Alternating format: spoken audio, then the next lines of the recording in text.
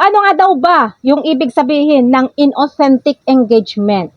So itong inauthentic engagement guys, ito po ay yung mga ginagawa natin na mukhang peke, gaya doon sa mga kaibigan mong peke.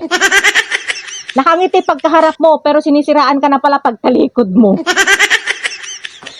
O di kaya, pag-control o paggamit ng mga tao para lang dumami ang views mo, o di kaya yung mga shares mo, yung mga comments mo, or yung followers mo. For example, bumili ka doon sa mga tao ng followers mo, views, o di kaya react, which is fake engagement po yan or inauthentic engage po yan.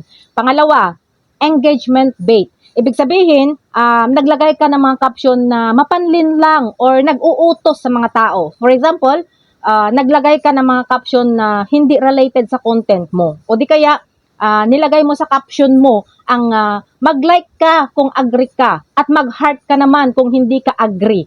Madedetect po yan ng system guys na inauthentic engagement. Pangatlo, follow to follow or engage to engage.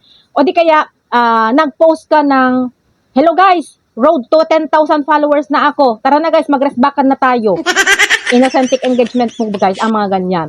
Pang-apat, fake accounts or dummy accounts. Ito naman guys is yung mga nagko-comment or nagre-react doon sa mga post natin na mga fake account or dummy accounts. Hindi po yan binabayaran ni Meta guys, na kahit pa milyon-milyon na yung nag-react sa'yo or nag-comment sa'yo, kung mga fake accounts naman ang ginamit, useless lang. Dahil on authentic engagement po ang mga yan. Kasama na rin dyan guys yung mga spammy content. Yan yung mga comment na paulit-ulit or copy-paste. Hindi po yan binabayaran ni Meta. Pero syempre guys, hindi naman natin hawak yung isip ng mga tao. Kaya hindi rin natin na sila masisisi kung fake engagement yung mga ginagawa nila sa mga account natin or sa mga content natin.